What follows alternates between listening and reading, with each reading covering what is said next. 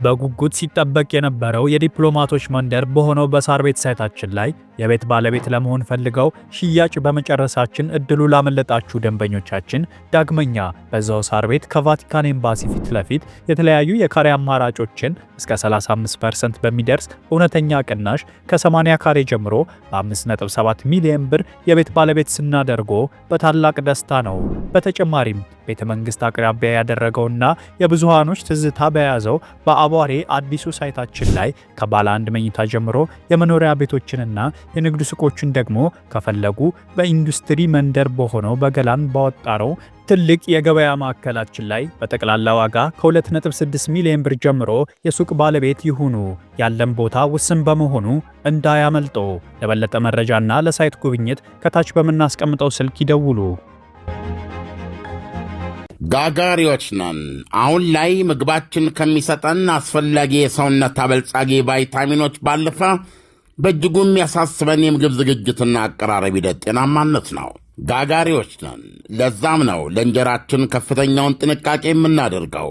መልኩን ለማንጣት፣ ብርካቴውን ለመጨመር፣ የቆይታ ጊዜውን ለማርዘም ሲባል ምንም አይነት ኬሚካልና የእህል ውህደት ጋር የማይቀላቀል አስፈላጊውን የመብላላት ሂደት አሳልፎ በንጽህና የሚዘጋጅ የጤፍ እንጀራ ነው።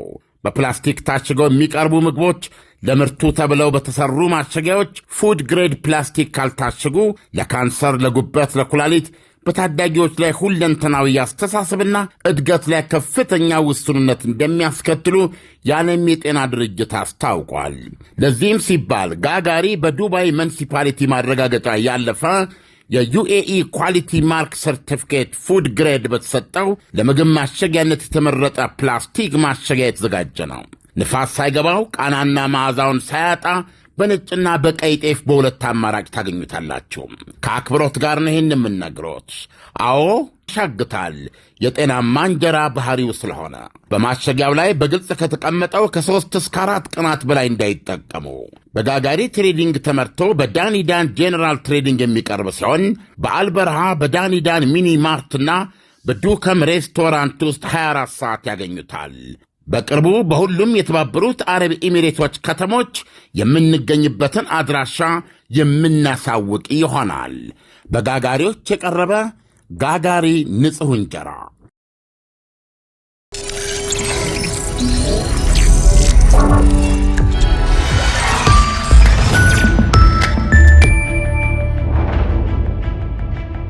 ጤና ይስጥልን። እንደምን አላችሁ ውድ አድማጮቻችን፣ በመላው ዓለም እንደ ያላችሁበት ሀገር ሰዓት አቆጣጠር ባጭሩ ደህና ናችሁ ወይ? ኢሳያስ፣ ይሄ ዜና ቡፌ ነው። ጠዋት በዓለማችን ላይ በአሁኑ ሰዓት አበይት ናቸው የምንላቸውን ዜናዎች አጠር አድርገን የምናቀርብበት ነው። ሰላምታ ልታቀርብላቸው ትችላለህ? አድማጭ ተመልካቾቻችን እንደምን አደራችሁ፣ እንደምን ዋላችሁ ማለት ይቻላል። ከኢትዮጵያ ውጭ ላሉ እዚህ ደግሞ ኢትዮጵያ ውስጥ ላላችሁ ወገኖቻችን ደግሞ ሰላም ነው ወይ? አሪፍ ጠዋት ይሁንላችሁ ነው። ይሁንና ይህ ፕሮግራም ሲጫን ምናልባት ረፈድ ይላል። እንደ ፍጥነታችን ብቻ ባገኛችሁ ሰላምታችን ይቅረባችሁ። ኢሳያስ፣ ዛሬ 1 2 3 አበይት ነገሮች እንመለከታለን። አንዱ እና የመጀመሪያው ልናደርግ የሚገባ ወይም በእኛ ኢትዮጵያን የሚመለከት ነው። ይሄም የዩናይትድ ስቴትስ አሜሪካ ፕሬዚደንት በተደጋጋሚ እያነሱት ነው የዚህን የግድቡን ጉዳይ። በዋነኛነት አንድ ነገር ማስቀመጥ ይቻላል። እሱም ምንድን ነው? ከዚህ በፊት ደጋግመን ስንናገር የቆየነውን ወይም ደግሞ ፀሐይ የሞቀው ጋድ የሆነ ነገር ነው። ግብፅ ኢትዮጵያ ላይ ለዘመናት የፈጸመችውንና አሁንም ያንኑ ለማስቀጠል ያላትን ፍርደ ገምድል አረመኔያዊ እና ምንም አይነት ከጊዜና ከወቅት ጋር ማሄድ አካሄድ እና ዓላማ አስቻይ ነች። ዩናይትድ ስቴትስ አሜሪካ የምንለው ነው። ኢኔብለር ነች አሜሪካ። እና ግብጾች ይህንን ፈርዖናዊ ጨለምተኛነት ይዘው ለመቀጠል የቻሉት ከራሳቸው በመነጨ ኃይል አይደለም። እንደሚታወቀው ስለ ግብፅ ብዙ ነገር ብለናል። ዶናልድ ትራምፕ ግን ይሄንን በማያሻማ ሁኔታ እያረጋገጡ ነው። ግብፅ ስትራቴጂክ ወዳጃችን ናት፣ ይሄ የተሰራው ግድብ የሳተላይት ፒክቸሩን ሳየው ወደ ናይል የሚገባውን ውሃ የሚያግድ ነው እንዴ? እንደዚህ አይነት ነገር ነው እየሰማን ያለ ነው። አንደኛ በበቂ ያለመረዳት ሳይሆን በበቂ ለመረዳት ያለመፈለግ። ሽምግልና እንደምታውቀው 2-3 ወገኖችን ለማሸማገል ስትፈልግ እንደው በትንሹ በሦስቱም ወገኖች ዘንድ ስለ ኢንቴግሪቲህ ፍትህ ለመበየን ፍትህ እንዲበየን ለማድረግ ያለ ቀናይነት፣ ተነሳሽነት ሁሉን ያ ይወስነዋል እና ራሳቸውን በአደራዳሪነት ለማስገባት የሚፈልጉ ሰው የሚናገሩት ንግግር የሚያሳዝን ነው። ይሄ ለኢትዮጵያን ትልቅ ትምህርት ነው። ይሄ ስለሆነ የሚመጣ ነገር የለም። ነገሮችን እንዳመጣጣቸው መያዝ እንችላለን፣ መያዝም አለበት። ነገር ግን ትልቁ ነገር ማስረዳት ነው። የማስረዳት ጉዳይ እጅግ አስፈላጊ ነው። ስለዚህ በዚህ ጉዳይ ላይ እናወራለን ኢሳያስ። ይሄ አንዱ ነው። ሁለተኛ በሌላ ወደ ዓለም ጉዳይ ስንመለከት የአሜሪካና የኢራን ጉዳይ እንደቀጠለ ሆኖ ነው የምናየው። ዩኤስኤስ አብርሃም ሊንከን የምትባለው አውሮፕላን ተሸካሚ የጦር መርከብ ከደቡብ ቻይና አካባቢ የነበራትን የስራ ተልእኮ ወይም ምድብ ለቃ በጣም በጣም እየቀረበች ነው ወደ መካከለኛው ምስራቅ። እንግዲህ ይህችን አውሮፕላን ተሸካሚ መርከብ ተከትሎ ደግሞ አጃቢዎቿ በርካታ ተዋጊ መርከቦች ወደ መካከለኛው ምስራቅ እየተጠጉ ነው።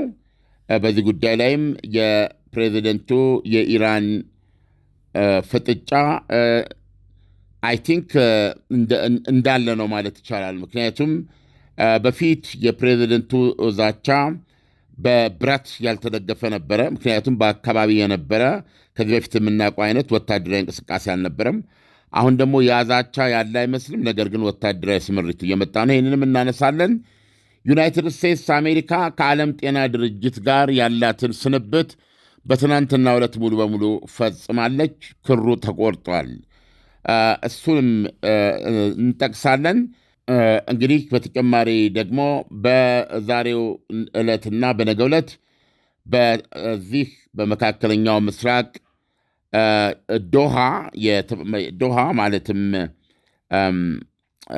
የኳታር ዋና ከተማ የአሜሪካ የሩሲያና የዩክሬን ባለሥልጣኖች ተገናኝተው በዩክሬን እንግዲህ ጫፍ ደርሷል የሚባል የሰላም ስምምነት ጉዳይ ላይ ይነጋገራሉ። እነዚህን ጨረፍ እናደርጋለን። ካረሳናቸው ነው እንግዲህ ደረጃውን ጠብቀን።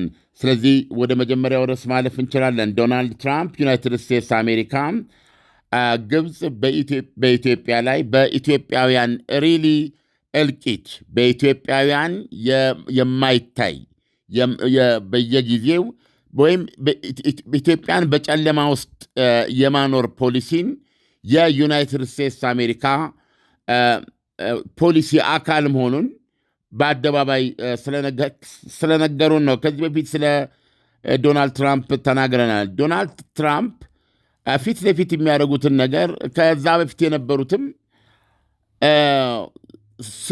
የተለያየ ምክንያት አልብሰው በዲፕሎማሲ በጥበብ የሚያደርጉት ነው እና ብዙም ልዩነት የለውም። እና ትልቁ ነገር ግብፅ የምታራምደው አሜሪካ አስችላት፣ እንዲሁም የመካከለኛው ምስራቅ ትልልቅ አገሮች አሉ ከግብፅ ጀርባ በዚህ ጉዳይ ብላይንድሊ የሚቆሙ በገንዘብ በዲፕሎማሲ ስለ ግብፅ ሆነው በመናገር ትልቅ አስተዋጽኦ የሚያደርጉ እንዲሁም ደግሞ ብዙ የተለያዩ ነገሮች ሊጠቀሱ ይችላሉ። ጸረ ጥቁር ፖሊሲ አካል ነው።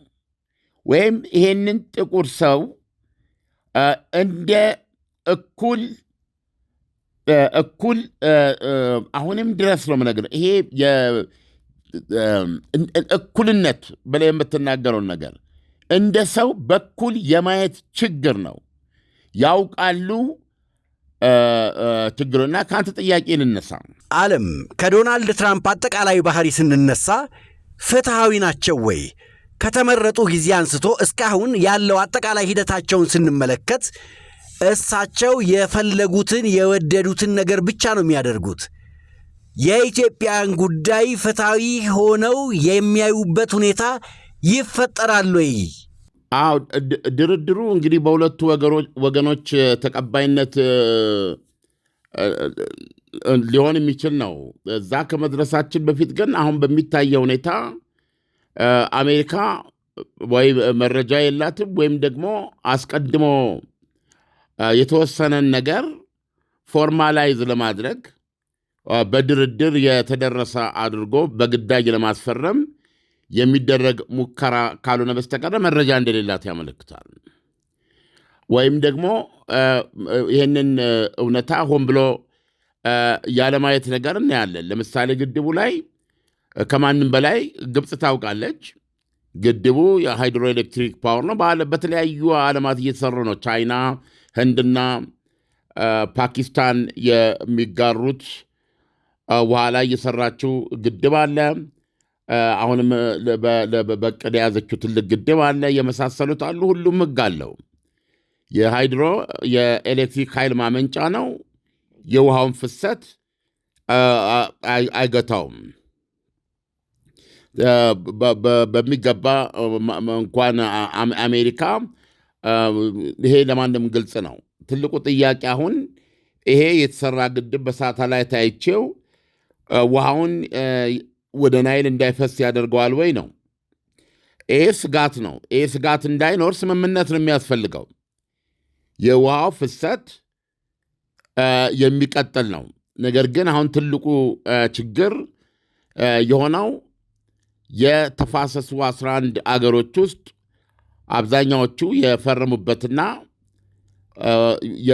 ወደ ህግ ማዕቀፍነት የተቀየረውን የውሃ ክፍፍል ፍትሐዊ የውሃ ክፍፍል ስምምነት ግብፅ ሱዳን ይዛ አልፈርምም እንዳለች ነው። ይህን የማታደርግበት ምክንያት ግብፅ እስካሁን ድረስ የአባይ ናይል ብቸኛ ተጠቃሚ ናት። ስለዚህ ወንዙን ሁል ጊዜ የራሷ አድርጎ የመኖር ነው። ሌሎቹ የዚህ የአባይ ተፋሰስ የአባይ ናይል ውሃ 86 በመቶ ምንጭ ኢትዮጵያ እንደመሆኗ መጠን አሁንም ድረስ ይሄን ሁሉ ስናወራ በውሃ ክፍፍል ደረጃ ኢትዮጵያ የውሃው ባለቤት ሆና ማለት ይቻላል። ውሃው ከኢትዮጵያ ይውጣ፣ የኢትዮጵያ ተፋሰሶች ይዞ የሚወጣ ቢሆንም የኢትዮጵያ ድርሻ አልተቀመጠም። 0% ነው ያለ። የአባይ ናይል የውሃ ድርሻ አስዋን ላይ ሲለካ 84 ቢሊዮን ሜትር ኩብ 10 ቢሊዮን ትነት አድርጎ የሚቀረው 74 ቢሊዮን ነው። ከ100 ቢሊዮን ላያንስ ይችላል ውሃው፣ ከዛም በላይ ሊሆን ይችላል። በነገራችን ላይ ኦቨርቴ በ10 ዓመት ውስጥ በ15 ዓመት ውስጥ ወስደ አቨሬጅ ወስደ የምታወጣው ነው። በዚህ ሁሉ ተጠቃሚ ናት ግብፅ። 84 ተብሎ በሚነገረው እንኳ ብንሄድ ለሱዳን 19 ቢሊዮን ምናምን ሰታቀሩ የሷን። ስለዚህ ግብፅ ከትክክለኛ ፍትሐዊ የሆነ ማንም ሰው ሊረዳ ይሄንን የማትፈቅድበት ዋነኛው ምክንያት አስቻይ ስላላት ነው። ለምን? ከዚህ የውሃው አናት ላይ የውሃው ባለቤት ኢትዮጵያ ናት። ፎርዛት ማተር ሌላም የአፍሪካ ሀገር ቢሆን የተለየ ትርጉም ያመጣል ማለት አይደለም። ግን ቢያንስ ጠበቆች አሏቸው። ከዚህ በፊት ነግሬያለሁ። ኬንያ ብትሆን እንግሊዞች ቅኝ የገዟት ሀገር ስለሆነች የሆነ ድምፅ ይኖራታል፣ የሆነ የሚናገርላት የሆነ ይሄ የቅኝ ግዛት አድቫንቴጅ ልትለው ትችላለ፣ የእግረ መንገድ ጥቅም ልትለው ትችላለ። እና ኢትዮጵያ በዚህ የተነሳ የነፃነቷ ሰለባ ናት። አሜሪካውያን የነፃነት ህዝቦች ናቸው ወይ? አሜሪካውያን የፍትህ፣ የእኩልነት፣ የዲሞክራሲ ህዝቦች ናቸው ወይ? ይሄንን ነው የሚናገሩት። በዓለም ላይ በአውሮፓውያኖች ከአሜሪካ ጋር ሆነ የሚነግሩን ነገር ምንድን ነው? በህግ ላይ የተመሰረተ ዲሞክራሲያዊ ስርዓት ነው የሚሉን አይደለም። በእንትን ላይ አሁን የምናየው በቅርቡ አሁን ያየነው በግሪንላንድ ጉዳይ ላይ አውሮፓውያኑ ከአሜሪካ ጋር ወደ መጨረሻው ጠብ ለመግባት ዝግጅት ሲያደርጉን ያየነው። ብዙ ጥቅማቸውን ጎድተው በመርህ በሉዓላዊነት በግዛት አንድነት ጥያቄ ላይ በዓለም ህግ መኖር አለመኖር ጥያቄ ላይ የዓለም የህግ ስርዓት ሲጣስ ሲደረመስ አናይም በሚል ነው አይደለም ያደረጉት። ከዚህ በፊት እንደተናገር ነው አውሮፓውያኑ ደግሞ በግብፅና በኢትዮጵያ ጉዳይ ብትመጣ በኢትዮጵያ ጉዳይ በበኩል ያለውን ጉዳይ ለማየት አንድ ሰኮንድ ጊዜያቸውን ያጥፉ። እነዚህ የሚገርሙ ኃይሎች ናቸው እና ግብፅ በአንደኛ ውሃ አንጡር ሀብት ነው። በአሁኑ ሰዓት የኢትዮጵያ ሀብትም ነው። ከኢትዮጵያ የሚወጣ ውሃ ኢትዮጵያን ለመስኖ የሚሆን ለማንኛውም ነገር ይህን መጠቀም አለባት ብሎ የወሰነላት አንድም ነገር የለም። አንድም ኢትዮጵያ ያለችበት ስምምነት የለም። ይህን ሁኔታ ለመቀየር ከግብፅ ጋር መደራደር አይቻልም። ግብፆች ለድርድር አይደለም የሚመጡት። ከእነሱ ጋር ተያይዘ የትኛውን ቦታ ትሄዳለህ፣ አንተ ስትናገር ትውላለህ። እነሱ ግን ይህን ፈርሙ የሚል ነገር ነው ያላቸው። እጅ ጠምዛዦች ናቸው። ለምንድን ነው ይህንን የቻሉት? የኢትዮጵያ ወጣቶች ሊያውቁ የሚገባው ነገር አንደኛ ዋነኛው ዘረኛነት ነው። የትኛውንም ሀገር ቢሆን በዚህ ደረጃ አፍሪካዊ መሆን፣ ጥቁር ሰው መሆን እጅግ ፍዳ ነው በዚህ ዓለም ላይ እና ይሄ ዘረኛነት፣ ይሄ ንቀት፣ ይሄ የጋራ ጥላቻና አፍሪካን ይህን ጥቁር ሰው እንደ ሰው ያለመቁጠር አባዜ ደግሞ በአውሮፓና በአሜሪካኖች ብቻ አይደለም ያለው፣ መካከለኛ ምስራቅ ውስጥም የተንሰራፋ ነው። ሌሎች ነገሮችን ዓለም አቀፍ የውሃ ስምምነቶችን፣ የተሻጋሪ ወንዞችን ገለመሌ ሊባል ይችላል። ይህንን ምሁራን ይጨነቁ። ህጉን ጉዳይን ግን ጉዳይ ለማድረግ ብዙ የሚታዩ ነገሮች አሉ እንጂ ግብፅ እውነት የላትም። ግብፅ እውነት እንደሌላት ግብጾች ፋሽስቶች መሆናቸውን መሪዎቻቸው ማሳያ አሁን በዶናልድ ትራምፕ በኩል ድርድር የመጡበት መንገድ ነው። እንግዲህ እያየን ነው። ከዚህ በለጠ የእነሱን ሸፍጥ የሚያረጋግጥ የለም እና ጋጋሪዎች ነን። አሁን ላይ ምግባችን ከሚሰጠን አስፈላጊ የሰውነት አበልጻጊ ቫይታሚኖች ባለፈ በእጅጉ የሚያሳስበን የምግብ ዝግጅትና አቀራረብ ሂደት ጤናማነት ነው። ጋጋሪዎች ነን። ለዛም ነው ለእንጀራችን ከፍተኛውን ጥንቃቄ የምናደርገው። መልኩን ለማንጣት፣ ብርካቴውን ለመጨመር፣ የቆይታ ጊዜውን ለማርዘም ሲባል ምንም አይነት ኬሚካልና የእህል ውህደት ጋር የማይቀላቀል አስፈላጊውን የመብላላት ሂደት አሳልፎ በንጽህና የሚዘጋጅ የጤፍ እንጀራ ነው። በፕላስቲክ ታሽገው የሚቀርቡ ምግቦች ለምርቱ ተብለው በተሰሩ ማሸጊያዎች ፉድ ግሬድ ፕላስቲክ ካልታሸጉ ለካንሰር፣ ለጉበት፣ ለኩላሊት፣ በታዳጊዎች ላይ ሁለንተናዊ አስተሳሰብና እድገት ላይ ከፍተኛ ውስንነት እንደሚያስከትሉ የዓለም የጤና ድርጅት አስታውቋል። ለዚህም ሲባል ጋጋሪ በዱባይ ሙኒሲፓሊቲ ማረጋገጫ ያለፈ የዩኤኢ ኳሊቲ ማርክ ሰርቲፊኬት ፉድ ግሬድ በተሰጠው ለምግብ ማሸጊያነት የተመረጠ ፕላስቲክ ማሸጊያ የተዘጋጀ ነው። ንፋስ ሳይገባው ቃናና መዓዛውን ሳያጣ በነጭና በቀይ ጤፍ በሁለት አማራጭ ታገኙታላችሁ። ከአክብሮት ጋር ነው ይህን የምነግሮት። አዎ ያሻግታል፣ የጤናማ እንጀራ ባህሪው ስለሆነ። በማሸጊያው ላይ በግልጽ ከተቀመጠው ከ3 እስከ 4 ቀናት በላይ እንዳይጠቀሙ። በጋጋሪ ትሬዲንግ ተመርቶ በዳኒዳን ጄኔራል ትሬዲንግ የሚቀርብ ሲሆን በአልበርሃ በዳኒዳን ሚኒ ማርትና በዱከም ሬስቶራንት ውስጥ 24 ሰዓት ያገኙታል። በቅርቡ በሁሉም የተባበሩት አረብ ኤሚሬቶች ከተሞች የምንገኝበትን አድራሻ የምናሳውቅ ይሆናል። በጋጋሪዎች የቀረበ ጋጋሪ ንጹሕ እንጀራ። ዓለም አሁን ለምሳሌ እንግዲህ ኢትዮጵያን ብንመለከት ምንም እንኳን ኢትዮጵያ ከአጠቃላይ የውሃ ፍሰቱ አንጻር 85 በመቶ ድርሻ ቢኖራትም በዙሪያ ያሉ የተፋሰስ ሀገራትን ብንመለከት እያንዳንዳቸው ከ15% የራሳቸው ድርሻ አላቸው። በዚህ ጉዳይ ላይ ኢትዮጵያ ብቻዋን የምትጠየቅበት ሁኔታዎች መኖር አለበት ወይ? የተፋሰሱ ሀገራት በአጠቃላይ ይሄ ጉዳይ ያገባናል፣ ይመለከተናል ብለው ሊጠይቁ የሚችሉበት ሁኔታዎች የሉም ወይ? ኢትዮጵያ ይሄንን ጉዳይ እንደ አንድ ስትራቴጂ ልትጠቀምበት አትችልም ወይ? ወይም መጠቀማ ይሄ ትክክል ነው። ግን እንግዲህ አናቅም፣ በከፍ ባለ ደረጃ በምን መንገድ ነገሮች እየሄዱ እንዳሉ አናቅም። በአጋጣሚ ግን እየሰማን አይደለም። በሌሎችም ለምሳሌ የተለያዩ ልውጦች የሚደረጉት በኢትዮጵያና በግብፅ ነው የምንሰማው። ሌሎቹ ሀገራት እንደ ተፋሰሱ ሀገራት በመሆን እንደ አፍሪካዊም በመሆን ድምፃቸውን የሚያሰሙበትን ሁኔታ እየሰማን እያየን እያነበብን አይደለም። አሳዛኙ ነገር ይሄ ነው። ለምሳሌ በጣም እርግጠኛውን የምነግርህ የአረብ ሊግ የሚባል አለ። ግብፅ ጓሮ ውስጥ ነው ዋና ጽሕፈት ቤቱ እና እዛው የሆነ ነገር ጻፍ አድርገው ሲያቀርቡ አያነቡት የሚብል ሌሎቹ የግብፅ ጥቅም ነው የአረብ ጥቅም ነው ብለው ስለሚያስቡ ያለ አንዳች ምንም ነገር ግብፅ በአባይ ላይ ኢትዮጵያ እንዲያደረገች ኢትዮጵያ ብላ ብታቀርብ አያነቡት የሚብል በሙሉ ድምፅ ነው ድጋፍ የሚሰጡት። እስኪ እንዲህ አይነቱን አምጥታ ኢትዮጵያ ያላትን ኮንሰርን የአፍሪካ ህብረት ላይ ታቅርበው። እስቲ የአፍሪካ ህብረት አቋም ሲወስድበት እንመልከት። በመጀመሪያ ደረጃ የአፍሪካ ህብረት ግብፅን አባል ያደረገበት መንገድ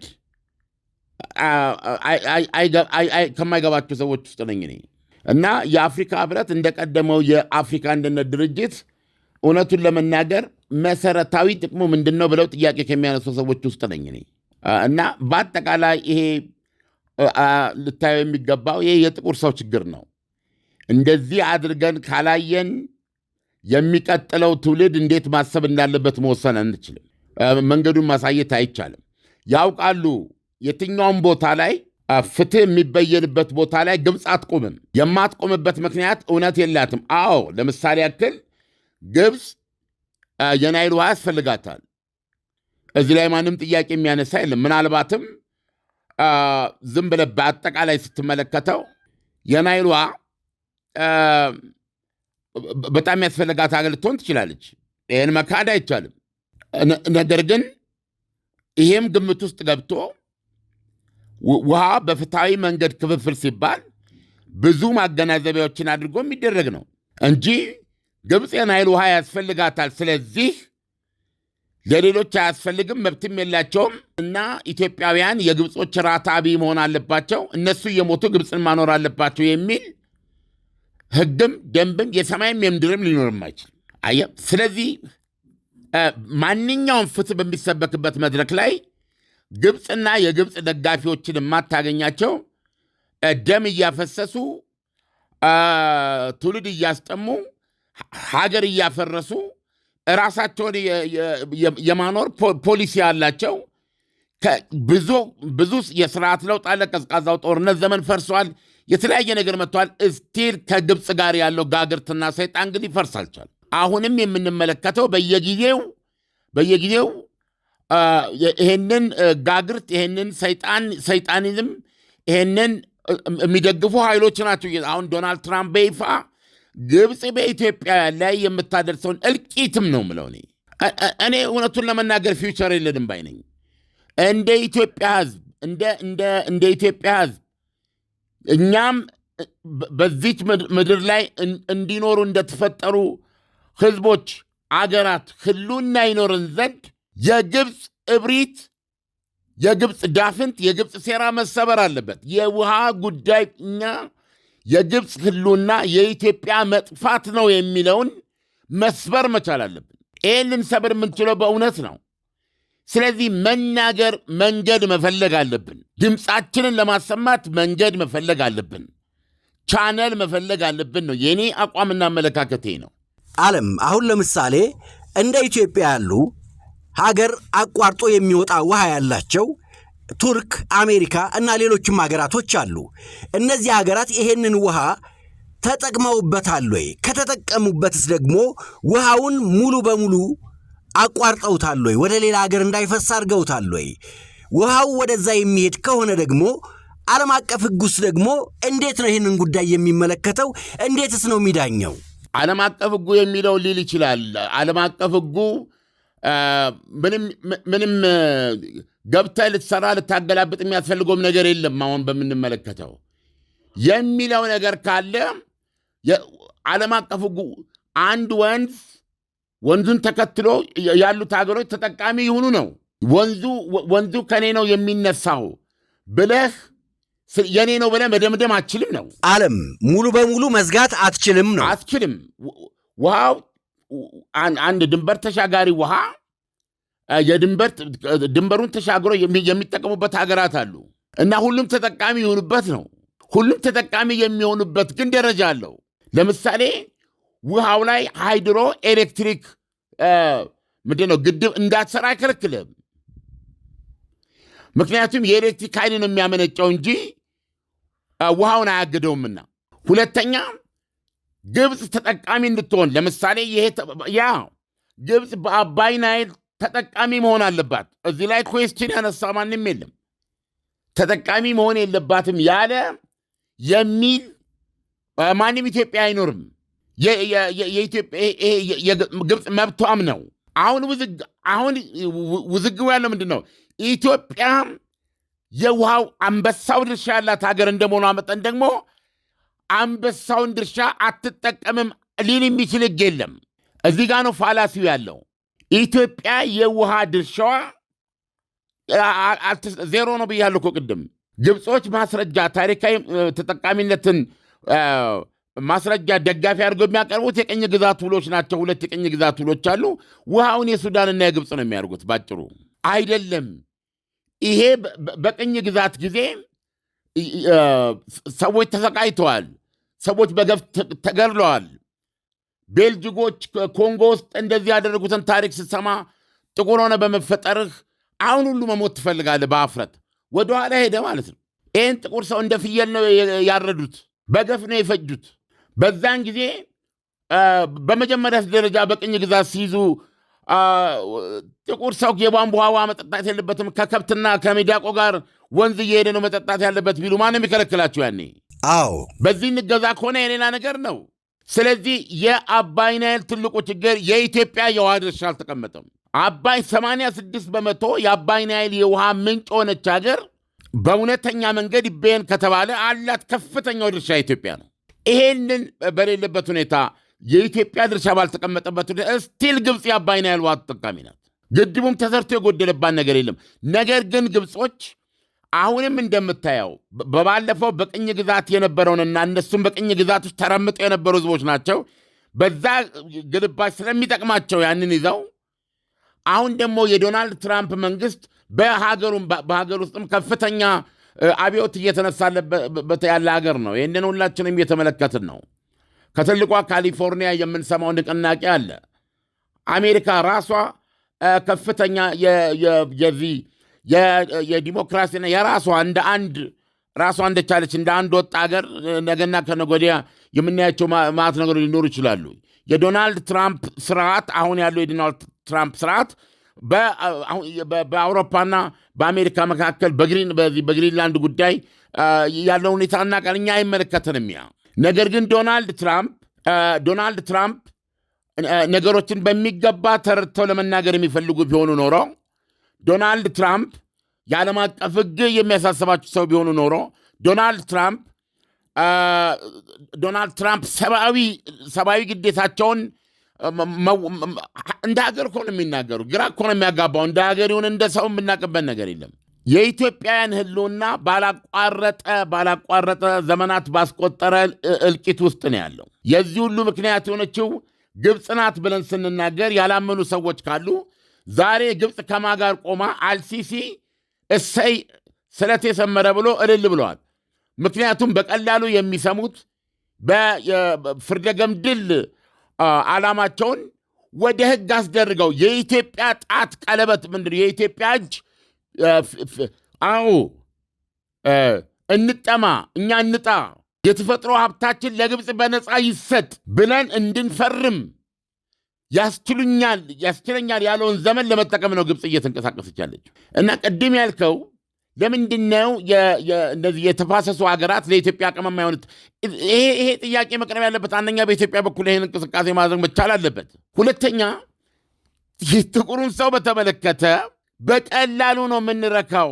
ሰርጉ ጭፈራው በእኛ ይብሳል። የዓለም መጨረሻ ላይ ያለን ነው የሚመስለው። በዚህ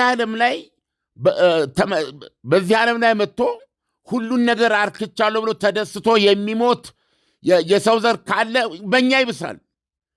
ጥጋባችን ቅርብ ነው። ደስታችን ቅርብ ነው። ለአይዲያ ተልኮ ለሚባል ነገር ሳፈር ማድረግ አንወድም። እንትን አይልንም። በግል እኮ ብዙ ነገር ማድረግ ይቻላል። ከኢትዮጵያ የተሻለ አቅም ያላቸው ኢትዮጵያውያን አሉ ለመሰማት። ኢሳያስ የሁኔታዎችና አጋጣሚዎች እኮ እንዲህ አይነት ነገር ይፈጥራሉ። እንደ ሀገር እንደ ኢትዮጵያ ለመሰማት ያለህን እድል የሚበልጥ እድል ያላቸው ግለሰቦች ይኖራሉ በዓለም ላይ አሉ። ብዙ ኢትዮጵያውያን በስራ አጋጣሚ በያዙት ፖዚሽን በያዙት እውቀት ባላቸው ግለሰባዊ አጋጣሚያዊ ቁርኝት አሉ እኮ ኢትዮጵያውያን። ይሄ የትም ሀገር እውነታ እኮ ነው። ስለዚህ ለአይዲያ እንዲህ ላለ ትልቅ ነገር ለነገ ለሚመጣው ትውልድ ብሎ መሰቃየት የሚፈልግ ይቅርብኝ የምቾት ይቅርብኝ ይህንን ላድርግ ብሎ የራሱ ዓላማ አድርጎ የመንቀሳቀስ ባህል ስለሌለን እኮ ነው። ለዚህ እኮ ነው ብዙ ጊዜ በአጠቃላይ እንደዚህ አይነት ነገር የሚመጣብን። አየህ ብዙ ድምፆች አሉ። አሜሪካ ማለት ብቻዋን አይደለችም እና ኢትዮጵያን በያሉበት እንደ ቡድን ብቻ አይደለም በግል የእስራኤሎችን ታሪክ ስንመለከት ምንድን ነው የነ አስቴር ታሪክ የነ መርዶክዮስ ታሪክ ምንድን ነው? የአንድ ህዝብ ህልውና አደጋ ላይ በሚወድቅበት ጊዜ የዛን ህዝብ የታደጉ ይሁዳውያን ናቸው እነዚህ። አስቴር በቁንጅናዋ የንጉሱ ሚስት በመሆኗ ምክንያት መርዶክዮስ አማካሪ በመሆኑ ምክንያት ይሄ የይሁዳውያን አሁን እንደዚህ አይነት ዲቴል ራስ የማላቆጠ ጨረፍ ለማድረግ ነው። ኢሳያስ ምን ልልህ ነው? ሚና መጫወት እንችላለን ልልህ ነው። ዓለም እያንዳንዱ ኢትዮጵያዊ ባለበት ሆኖ በሚገኝበት ስፍራ ሆኖ አቅሙ በፈቀደና በወደደው መጠን ይህን ጉዳይ ነው ብሎ ተቃውሞውን የሚያሰማበት ሁኔታዎች መፈጠር አለበት። ስለ አባይ ጉዳይ የሚያስረዳበት ሁኔታዎች መፈጠር አለባቸው። እንደ ሀገር እንደ ህዝብ ድምፃችንን ማሰማት አለብን። እኔ ብዙ ጊዜ ድሮ ስመክር የነበረው ኢትዮጵያውያን ሰልፍ ማድረግ ብቻ አይደለም። ዋይት ሃውስ ፊት ለፊት ሄደ 2 እና 3 ቀን የራብ አድማ ቢያደርጉ ምንድነው ችግሩ? የ3 ቀን አይገልም። ስራት መታየት አለብህ። ይሄን የምታደርገው ለማን ነው? ለሚቀጥለው ትውልድ ነው። ለሚቀጥለው ትውልድ ብለን ማሰብ የማንችል ከሆን ይሄ ነው በጥቁርና በነጭ መካከል ይሄ ነው። ነጮች ለአይዲያ ሳፈር ያደርጋሉ፣ ለነገ ይሞታሉ። ስለዚህ ነው ሁሌ ነገ ያላቸው። ይሄን ማድረግ እንችላለን። አንዳንዴ ከመንግስት በላይ የመደመጥ እድል ያላቸው ግለሰቦች አሉ። ነግሬያለሁ። በስራ አጋጣሚ በቅድም እንዳልኩ በጋብቻ ምኖር ኤኒ ፕሌስ አየህ፣ በተለያዩ በዚህ በመካከለኛው ምስራቅ ሀገራት፣ በአሜሪካ፣ በአውሮፓ የተሻለ እውቀት ያላቸው በትምህርታቸው የተነሳ ዓለም አቀፍ ቦታ ላይ የተቀመጡ። ትልቁ ችግር እኮ ኢትዮጵያን ይወዳሉ ነው ወይ? እንደዚህ ብሮድሊ ማየት ይችላሉ? ይሄ እኮ ነው የኛ ችግር።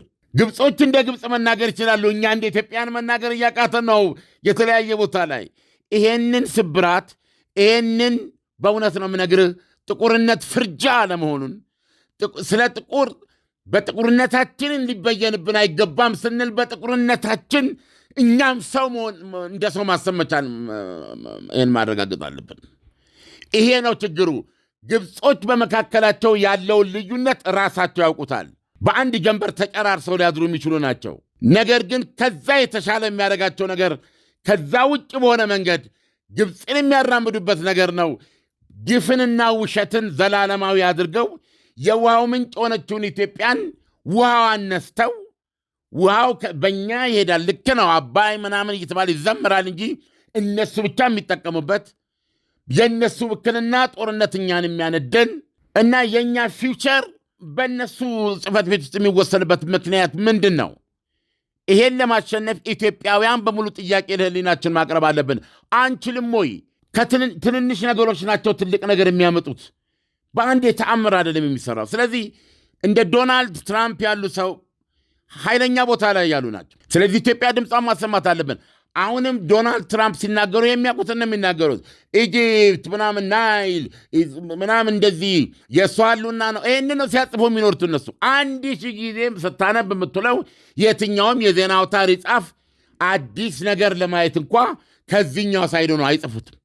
ማጻፍ አለብህ፣ መናገር አለብህ። እንደ መንግስት ደግሞ ፊት ለፊት ቀርበህ ማስረዳት አለብህ እና የተባበረ ጥረት ያስፈልጋል። ማህበራዊ ሚዲያ ከፍተኛ ነው ብለናል። ትልቅ ድምፅ ያላቸው ወገኖች አሉ። መድረስ አለብን፣ ድምፃችንን ማሰማት አለብን። እንደዚህ አይነት ፍርደ ገምድል ራሳችን ላይ እንድንፈርድ ልንገድድ አንችልም። ራሳችሁን ኮሌክቲቭሊ አጥፉ ልንባል አንችልም። ስለዚህ በዚህ ደረጃ ነው የዶናልድ ትራምፕ ሁኔታ መታየት ያለበት። ምናልባትም መድረስ ያስፈልጋል። ብዙ መንገዶች አሉ። በተነግሮንም አይደለም። አንዳንዶች ኃላፊነት ወስደን በቻልነው ሁሉ ድምፃችንን ማሰማት ይኖርብናል። ዶናልድ ትራምፕ ግን እያደረጉ ያሉት ነገር በጣም አሰቃቂ ነው፣ አሳፋሪም ነው። ነገር ግን አሁን እሳቸው እያራመዱት ባሉት ፖሊሲ ዓለም የሚገረምበት አይደለም። ስለዚህ እኛ ለመብታችን፣ ለጥቅማችን፣ ለህልውናችን መናገርና መሰማት ነው ያለብን። ይህንን ለማድረግ ነው መጣር ያለብን ብዬ ነው የማስበው። ዓለም እውነት ነው። የዶናልድ ትራምፕ አካሄድ ለኢትዮጵያ እጅግ በጣም ትልቅ ፈተና የሚሆንበት ሁኔታዎች አሉ። እያንዳንዱ ኢትዮጵያዊ አቅሙ በፈቀደ መጠን ይህን ጉዳይ ብሎ መታገል አለበት። ዓለም ወደሚቀጥለው አጀንዳችን እንሄድ። ሁለተኛው የኢራን ጉዳይ ነው። የኢራንና የአሜሪካ ፕሬዚደንቱ ከዳቮስ ምስራቃዊ ስዊዘርላንድ የዓለም ኢኮኖሚ ፎረም መድረክ በኋላ ወደ ሀገራቸው ሲመለሱ ሐሙስ ዕለት በአውሮፕላን ላይ የሚለው የዩናይትድ ስቴትስ አሜሪካ የተጠናከረ የባህር ኃይል ሰራዊት ወደ መካከለኛው ምስራቅ እየሄደ መሆኑን ተናግረዋል። ይሄ እንግዲህ እንደሚታወቀው ባለፈው ጁን ወር ወይም ደግሞ ሰኔ በ12 ቀናቱ ጦርነት ወቅት መጨረሻ ላይ አሜሪካ የኢራንን የኒውክሌር ማብላያዎች መደብደቧ የሚታወቅ ነው። ያንን ድብደባ ከማካሄዷ በፊት ያደረገችው እንደዚህ አይነት ወታደራዊ ግንባታ ነበረ።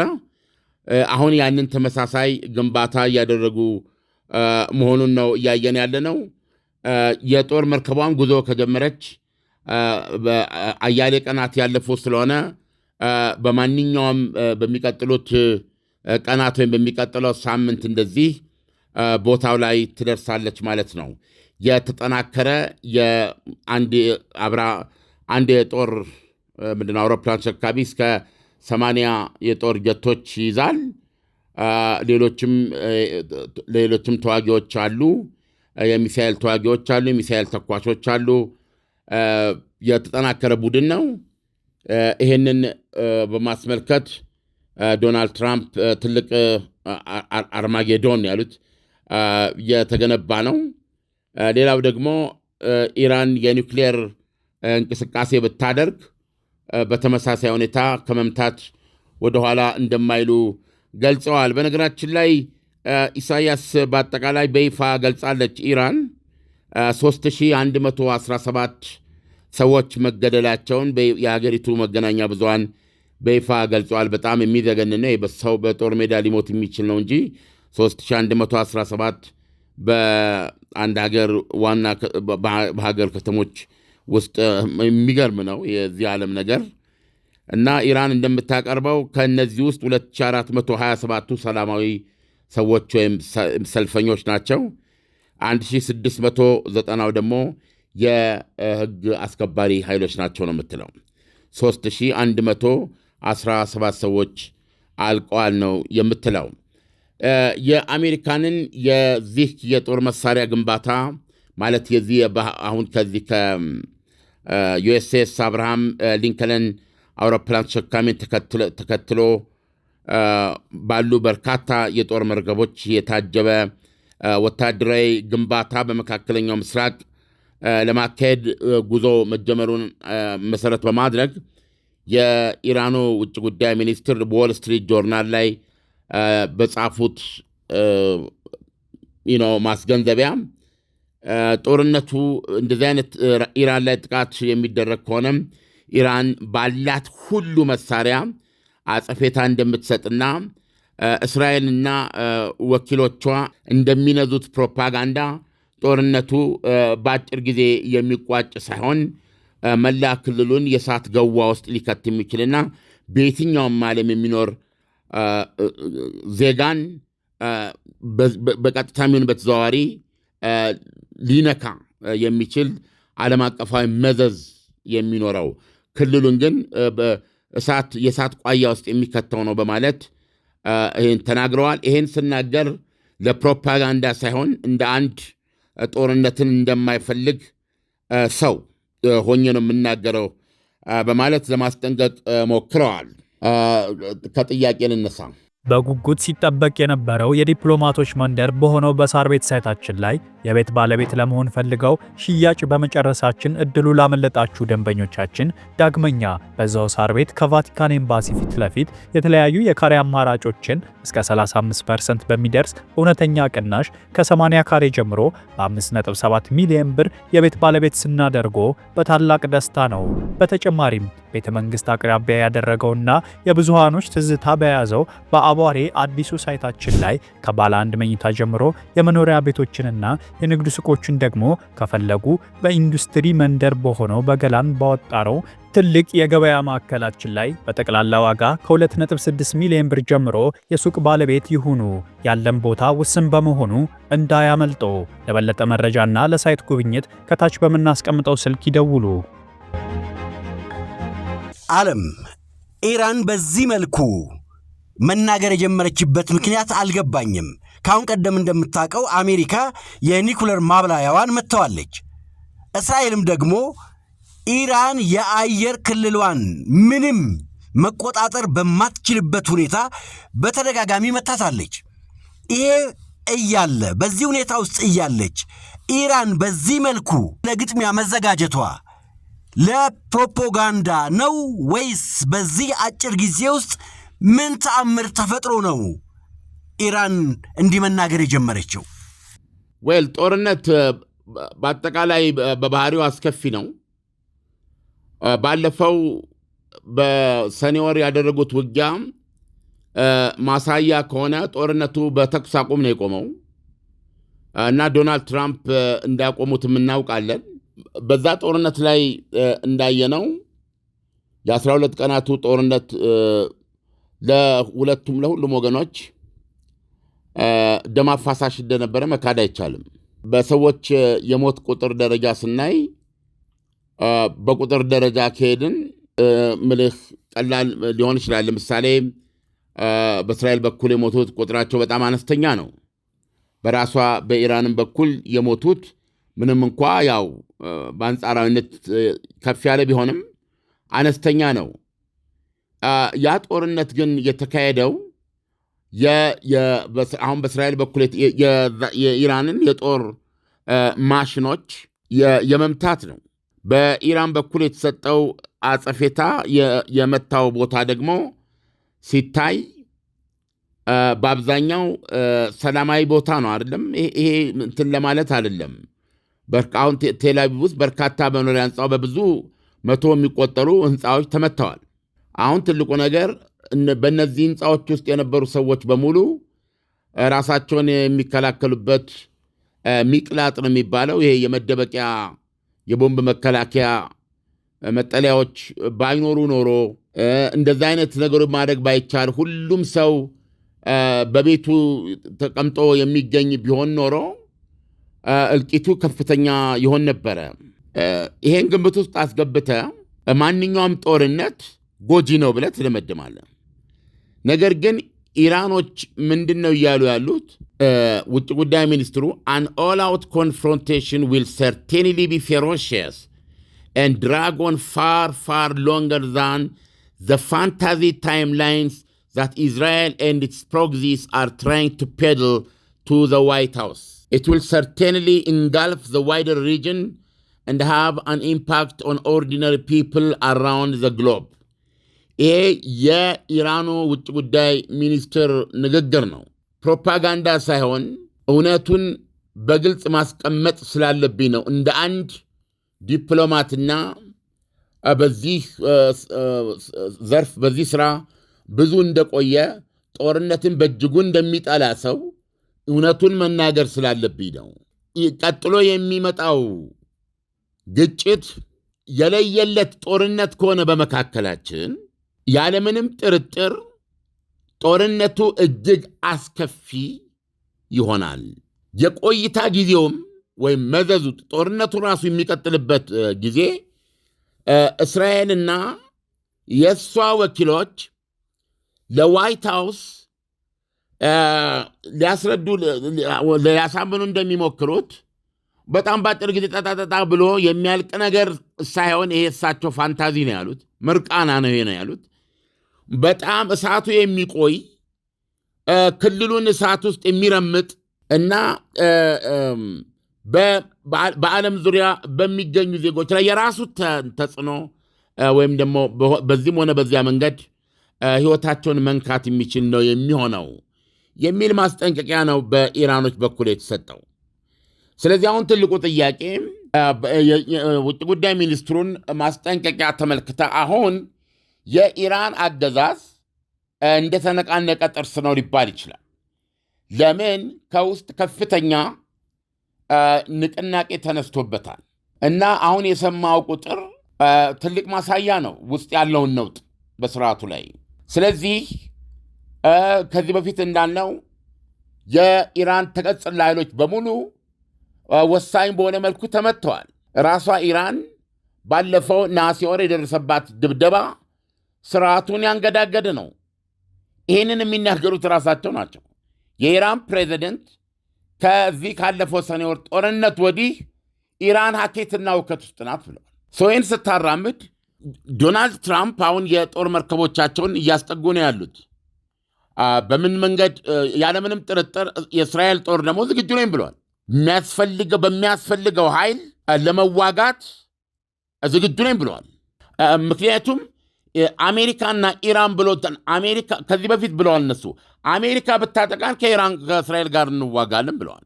ስለዚህ አሁን ይሄ ዶናልድ ትራምፕ አሁን ይሄንን ከቻይና ባህር ወደ መካከለኛው ምስራቅ እያመጡት ያለውን ጦር ለምን ተልኮ ነው ያመጡት? ምን አይነት ጥቃት ለማካሄድ ነው? የተናጠል የአሜሪካ ጥቃት ከእስራኤል ጋር የተቀናጀ ይሄ ሰውዬ ከስልጣን መወገድ አለበት ብለዋል የኢራኑን አሊ ካሚኒ። የኢራኑ አሊ ካሚኒ 86 ዓመታቸው ነው፣ 37 ዓመት ስልጣን ላይ ያሉ ናቸው። የዛች ሀገር ፈላጭ ቆራጭ፣ ማንኛውም ነገር እሳቸው ሳያውቁ አይወሰንም። ለኢራን የኢራን አገዛዝ ደግሞ የኢራን ስርዓት እስላማዊት ሪፐብሊክ ኢራን ማለት አያቶላው ናቸው። ስለዚህ አያቶላውን እነካለሁ ብላችሁ ብትሉ የመጨረሻው ጦርነት ነው። ፕሬዚደንት ሜን አስጠንቅቀዋል። የጦር አዛዦች ሄድን የሚያስጠነቅቁት ፕሬዚደንት ዶናልድ ትራምፕ አሊ ካሚኒ መወገድ አለበት ብለዋል። ስለዚህ የአሜሪካ ቀጣዩ ጥቃት ቢካሄድ ምንድን ነው ሊሆን የሚችለው? አየህ። ስለዚህ አሁን ኢራኖች እያሉ ያሉት አሁን የሚመጣ ማንኛውም ጥቃት ቢኖር ለእኛ የመጨረሻ ጦርነት ነው። ስርዓቱ ይሄንንም ተቋቁሞ ሊተርፍ አይችል ይሆናል። ስለዚህ ህልውና የተመሰረተው ይሄ ጥቃት እንዳይካሄድ በማድረግ ነው። ይሄ ጥቃት እንዳይካሄድ ለማድረግ የውጭ ጉዳይ ሚኒስትሩ ንግግር አንዱ መግለጫ ነው። ነገር ግን እዛ ውስጥ ከተገባ ወይም ደግሞ አይ ዶንት ኖ እንዲህ አይነት ነገር አስቀምጠዋል። ሁኔታው ይሄን ይመስላል። የአሜሪካ የጦር መርከቦች ግን እኔ እናንተ ይሄን ስንነጋገርም ሳያቋርጡ ውሃውን እያንቦጫረቁ ወደ መካከለኛው ምስራቅ እየገቡ ነው። ኢሳያስ ይሄን በዚሁ አልፈን ዓለም የአሜሪካን ባህር ኃይል ወደ ኢራን እየቀረበ ነው ያለው። እንግዲህ ይህንን ኢራን ትቋቋመዋለች አትቋቋመውም፣ የሚቀጥለው ሁኔታ ወዴት ነው የሚያመራው እየተከታተልን እናቀርባለን። ዓለም ወደሚቀጥለው አጀንዳችን እንሂድ። አጠር ባለች መልኩ በንባብ አቀርባታለሁ። አሜሪካ ከዓለም ጤና ድርጅት ሙሉ በሙሉ ራሷን ማሰናበቷን የአሜሪካ የጤናና የሰው ኃይል አገልግሎቶች ሚኒስቴር አስታውቋል። ትራምፕ በመጀመሪያው የሥልጣን ዘመናቸው ነበረ ሊወጡ የሞከሩት። ሁለተኛው ሥልጣናቸውን በጀመሩ በዓመት ውስጥ እውን አድርገውታል። እንሆም በሕጉ መሠረት አሜሪካ ከመውጣቷ በፊት ለድርጅቱ የ1 ዓመት ቅድሚያ ማስጠንቀቂያ መስጠትና ያለባትን ውዝፎች በሙሉ ማጠናቀቅ ነበረባት። $260 ሚሊዮን አለባት። የሕግ ኤክስፐርቶች እንደሚሉት ግን አሜሪካ ይህንን አትከፍልም። ምክንያቱም ይህን ለማስፈጸም የሚያስችል አቅምና መንገድ የለውም። ዓለም አቀፉ የጤና ድርጅት ከትናንት ጀምሮ የአሜሪካ መንግሥት ለዓለም ጤና ድርጅት ሠራተኞችና ኮንትራክተሮች የሚያደርገውን የገንዘብ ድጋፍ አቋርጧል። ደብሊው ኤች ኦ በሚመራቸው የአመራር አካላት የአስተዳደር መዋቅሮችና ቴክኒካል የሥራ ቡድኖች ውስጥ የነበራትን ይፋዊ ተሳትፎች አሜሪካ ሰርዛለች። አሜሪካ የድርጅቱ ዋና ገንዘብ ከፋይ ብትሆንም የዓለም ጤና ድርጅት WHO አንድም ጊዜ በአሜሪካዊ ጠቅላይ ዲሬክተር ተመርቶ አያውቅም ብላለች። አሜሪካ ድርጅቱን በኮቪድ-19 ወረርሽኝ ጊዜ ከፍተኛ ውድቀት ማስከተሉን ብታስገነዝብም ድርጅቱ አሁን ድረስ አምኖ አልተቀበለም። የአሜሪካ የጤናና የሰው ኃይል አገልግሎቶች በምህጻረ ቃል HHS እንደሚለው ሁ አስቸኳይ ዓለም አቀፋዊ የሕዝብ ጤና አደጋ እወጃን በወቅቱና በሰዓቱ ባለማድረግ አዘግይቷል። ይህም ዓለም የቀሳፊውን ቫይረስ መስፋፋት ለመቆጣጠር የሚያስችለውን ቁልፍ ጊዜ እንዲያጣ አድርጎታል።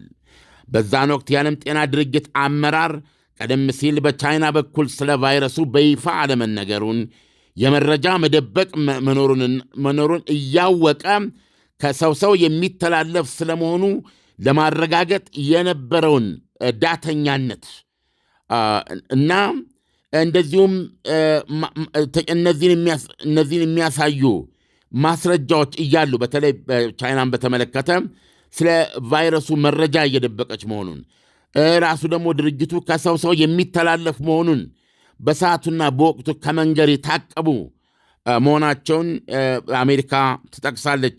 ይሄንን ድርጅት እንደ ተቋም ጥላ ለመውጣት ለቫይረሱ ወረርሽኝ የሰጠችውን ምላሽ ቻይና ማለት ነው። አሁን ባልኩ ቻይና ስለ ቫይረሱ በይፋ አልተናገረችም፣ የመረጃ ደብቃለች። ራሱ ደግሞ የዓለም ጤና ድርጅት ከሰው ሰው የሚተላለፍ ስለመሆኑ ለማረጋገጥ ዘግይቷል። እነዚህ ሁኔታዎች እያሉ የዓለም ጤና ድርጅት ቻይና ቫይረሱን ለመቋቋም አደረግኩ የምትለውን ጥረት በማስተጋባት አድናቆቱን ገልጿል የሚል ነው የቀረበው። HHS እንደሚለው WHO ቫይረሱ በትንፋሽ እንደሚተላለፍ ለመቀበልና ለማሳወቅ አንገራግሯል። የበሽታ ምልክት የማይታይባቸው ታማሚዎች ቫይረሱን የማስተላለፍ ወይም ማሰራጨት የመቻላቸውን ሐሳብ ውድቅ አድርጓል ነው የሚለው መጀመሪያ ላይ። ይሄ እነዚህ በኋላ ላይ ወረርሽኙን ለመቆጣጠር ላለመቻሉ በፍጥነትና በሚያስፈልገው መንገድ ከብዙ ሰዎች እልቂት በፊት አስተዋጽኦ አድርጓል ነው የሚለው። በእንዲህ አይነቱ ተጠያቂነት የሌላቸው የውጭ ቢሮክራቶች የተነሳ የሀገራችን የጤና ፖሊሲዎች ሽባ የሚደረጉበትን ሁኔታ ከዚህ በኋላ አይኖርም ይላል። የአሜሪካ ከዛ የወጣችበትን ምክንያት ነው። መልካሙ ዜና አሜሪካ እጅግ ከተንገሸገሸችበት የዓለም የጤና ተቋም ብትወጣም አሁንም የዓለም ጤና መሪ መሆኗን እንደምትቀጥል ማስታወቁ ነው። አዲሱ ስትራቴጂዋ ምን እንደሆን ግን ገና አልተገለጸም። ነገር ግን የአሜሪካ ባለሥልጣኖች በተላላፊ በሽታዎች ቅኝትና መረጃ መጋራት ላይ አሜሪካ በተናጠል ከሀገራት ጋር በምታደርገው ስምምነትና መንግሥታዊ ካልሆኑ ድርጅቶችና የሃይማኖት ቡድኖች ጋር አብራ በመስራት ከሀገራት ጋር ትብብሯን ትቀጥላለች ይላል። ይህም በአሜሪካ በበሽታ ቁጥጥርና መከላከል ዓለም አቀፋዊ የጤና ማዕከላት እንደሚመራ ይጠበቃል ይላል። ይህ የአሜሪካ አዲሱ ስትራቴጂ ማለት ነው። ከሀገራት ጋር በተናጠል ስምምነት ታደርጋለች። እንደዚሁም ከመንግሥታዊ ካልሆኑ ድርጅቶችና ከሃይማኖት ድርጅቶች ጋር አብራ በመስራት የዓለም ጤና የተላላፊ በሽታዎች ላይ በተለይ የዓለም ጤና መሪ መሆኗን ትቀጥላለች የሚል ነው። ነገር ግን ተቺዎች አሉት። ዓለም አቀፋዊ ትብብር የምርጫ ጉዳይ ሳይሆን ስነ ሕይወታዊ ግዴታ ነው ይላሉ። በአጠቃላይ ብዙ ነው ትችታቸው በዝርዝር ሲቀመጥ ከአሜሪካ ከዓለም ጤና ጥበቃ ድርጅት መውጣቷ የሚያስከትለው መዘዝ እጅግ ከፍተኛ ነው የሚሉት። አሜሪካ በዚህ መንገድ ይሄ አሁን ለምሳሌ የአሜሪካንን አዲስ ስትራቴጂ ይመራል የሚባለው ተቋም የበሽታ ቁጥጥርና መከላከል ዓለም አቀፋዊ የጤና ማዕከላት ያለው በ60 ሀገሮች ነው እንቅስቃሴ የሚያደርገው። ዓለም ግን ከዛ የበለጠ እጅግ ሰፊ ናት። ስለዚህ በዓለም ተደራሽ ለመሆንም ሆነ ባሉት የተዘረጉ መዋቅሮች እና አሰራሮች አንጻር የዓለም አቀፉ ድርጅት ጤና ድርጅት WHO የማይተካ ሚና አለው ለዓለም። ስለዚህ አሜሪካ የነበራትን ሚና ዞሮ ዞሮ የራሷም ድንበር ከዓለም የሚመጡ ተላላፊ በሽታዎች፣ የተለያዩ ነገሮች ራሷን አሜሪካን ሰለባ ነው የሚያደርጋት። ስለዚህ ይሄን በተዋጣ መንገድ ለማድረግ አሁን በእሷ ያዘችው መንገድ በጭራሽ ያን ያህል የሚያስኬድ አይደለም ነው የሚሉት። ስለዚህ የዓለም አቀፉ ጤና ድርጅት ውስጥ መቀጠሏ እጅግ አንገብጋቢ እንደሆነ ነው የሚያስገነዝቡት። ነገር ግን ዩናይትድ ስቴትስ አሜሪካ ከትናንትና ጀምሮ በይፋ ከዓለም ጤና ድርጅት ተሰናብታለች ነው የሚለው ኢሳያስ። ዓለም WHO በጣም ከፍተኛ እርዳታ ከሚያደርጉት ተቋማት መካከል አንዱ ነው። ይሄ በዚህ መንገድ እዚህ ሁኔታ ላይ መድረሱ እጅግ በጣም የሚያሳዝን ነው።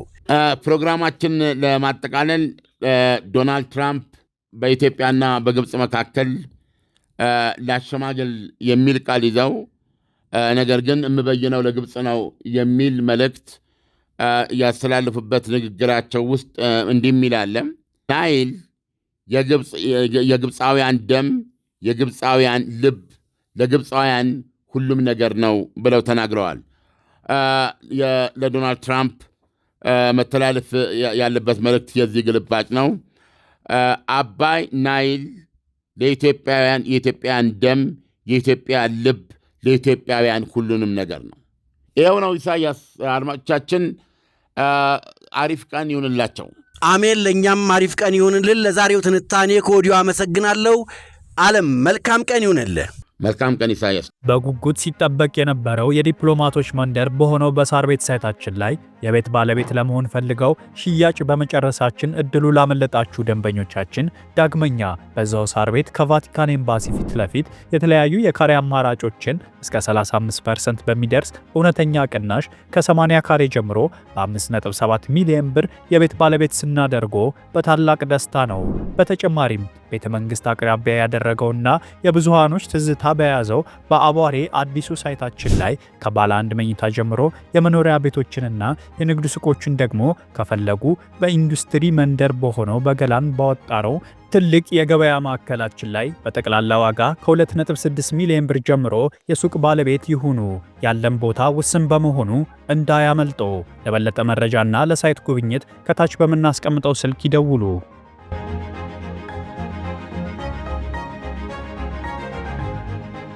ጋጋሪዎች ነን። አሁን ላይ ምግባችን ከሚሰጠን አስፈላጊ የሰውነት አበልጻጊ ቫይታሚኖች ባለፈ በእጅጉ የሚያሳስበን የምግብ ዝግጅትና አቀራረብ ሂደት ጤናማነት ነው። ጋጋሪዎች ነን። ለዛም ነው ለእንጀራችን ከፍተኛውን ጥንቃቄ የምናደርገው።